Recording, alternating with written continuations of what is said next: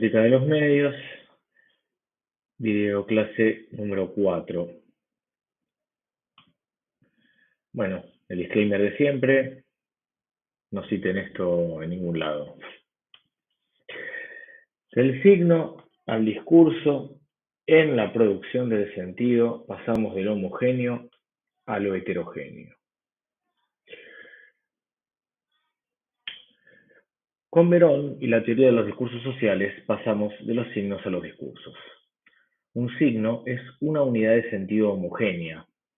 Es una sola y única cosa, como el cielo nublado o la cotización del dólar en los ejemplos que vimos en las clases anteriores.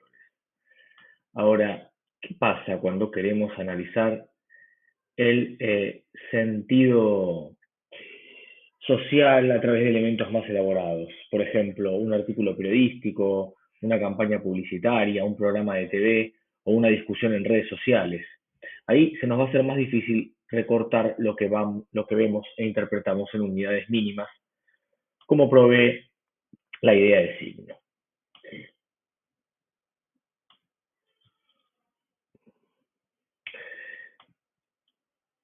Un discurso o texto, en cambio, es una unidad heterogénea que está compuesta de muchas cosas, que si bien producen un funcionamiento general unificado, lo hacen a partir de la articulación de sus partes, que tienen cada una su funcionamiento específico.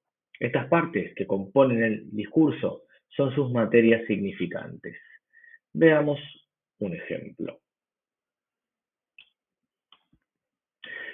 En la tapa de un diario, cosa que ya no tiene la misma importancia que tenía hace unos años, podemos ver elementos significantes diversos.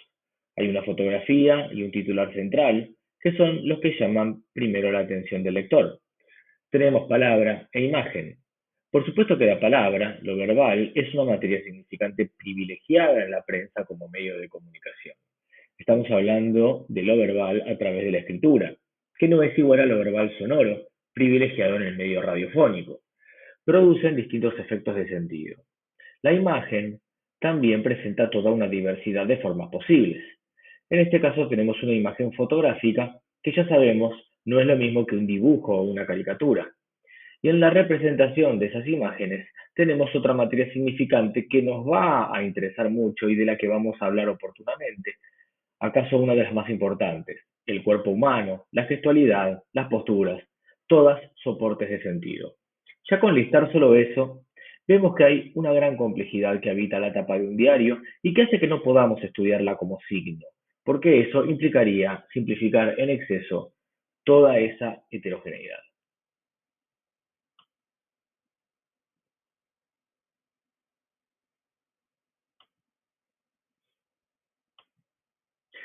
Otro elemento significante de mucha importancia en la prensa gráfica es el uso del espacio en el papel, los tamaños y la distribución de los elementos que crean niveles y recorridos de lectura. A esto es a lo que se dedica el diseño gráfico. De forma análoga, en el lenguaje audiovisual, el cine, la televisión o muchos videos digitales, tenemos el montaje, los tipos de plano y otros elementos que conducen la atención de los espectadores y son, por lo tanto, productores de sentido.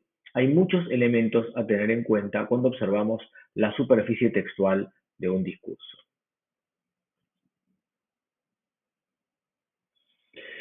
En la relación de los discursos, en producción y reconocimiento, se produce la circulación del sentido.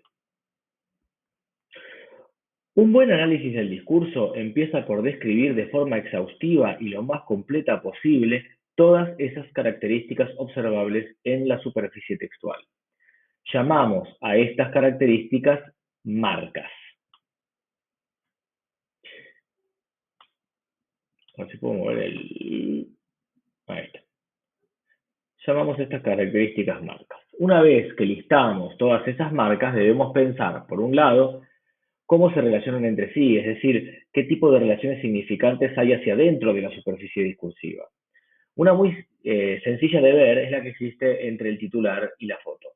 Roland Barthes decía que la imagen es polisémica, es decir, que se puede interpretar de muchos modos posibles y que a menudo en los medios de comunicación debe recurrirse a algún tipo de enunciado verbal para fijar el sentido de la imagen en una interpretación puntual deseada. A esta función de la palabra respecto de la imagen, Barthes la llamaba función de anclaje, porque es como un barco que se ancla en un lugar específico, una interpretación puntual para no deambular en otras posibles. El titular, valga la redundancia, titula la imagen y la imagen a su vez complementa al titular proveyendo algo ilustrativo que ayuda a los lectores a hacerse una idea más tangible de aquello que se enuncia a través de las palabras. Podemos pensar muchos mecanismos de ese estilo. Cuando establecemos relaciones de los elementos dentro de la superficie textual, estamos haciendo lo que se llama un análisis inmanente, es decir, hacia adentro, sin tomar en cuenta elementos externos con los que el discurso también tiene una relación. Esto para Verón era incompleto, por eso el segundo paso es poner esas marcas de la superficie textual en relación ya no con elementos internos, sino externos. Una vez que hacemos eso, las marcas se convierten en huellas.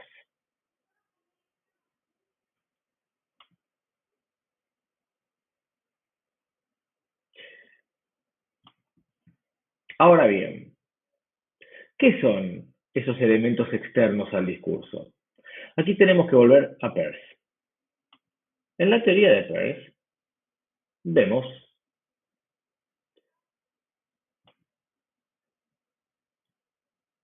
que un signo o que la relación del ser humano con el mundo está mediada por el signo. De modo tal que podemos decir que siempre estamos relacionándonos con signos más que con las cosas en sí mismas. Es cierto que los signos producen interpretantes, pero estos adquieren la forma de nuevos signos, con lo cual se puede decir que todo lo que hay en cierta medida son signos. Lo mismo podemos decir de los discursos. Un discurso, desde luego, representa algo de la realidad que se constituye como su objeto. Por ejemplo, una película sobre el juicio a las juntas militares tiene a este evento histórico como su objeto. Al igual que el signo, este discurso produce una serie de interpretaciones que pueden ser tanto las declaraciones de los espectadores al salir del cine, las reseñas de los críticos u otras películas que se desarrollen más tarde, por citar algunos ejemplos. Todos estos interpretantes son, a su vez, discursos.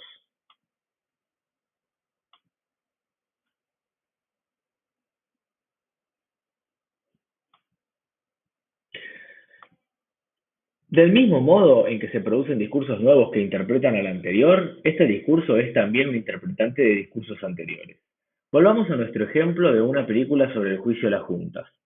La misma, en tanto que discurso, guardará una relación con discursos anteriores sobre el mismo periodo. Transmisiones televisivas de la época, otras películas realizadas, libros de historia, materiales de archivo, etc.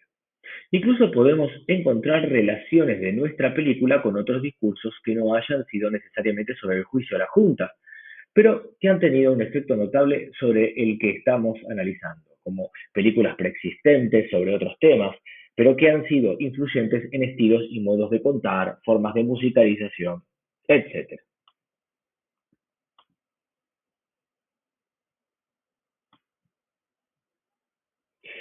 Siguiendo estos razonamientos, veremos que cualquier discurso que querramos analizar es una especie de eslabón intermedio entre dos complejos discursivos externos, uno precedente, del cual nuestro discurso es un interpretante, y otro posterior que establece, a su vez, la interpretación social de nuestro discurso. Llamamos al primero condiciones de producción y al segundo condiciones de reconocimiento. Producción y reconocimiento son los dos grandes polos por donde se produce la circulación de sentido, a través de los discursos sociales.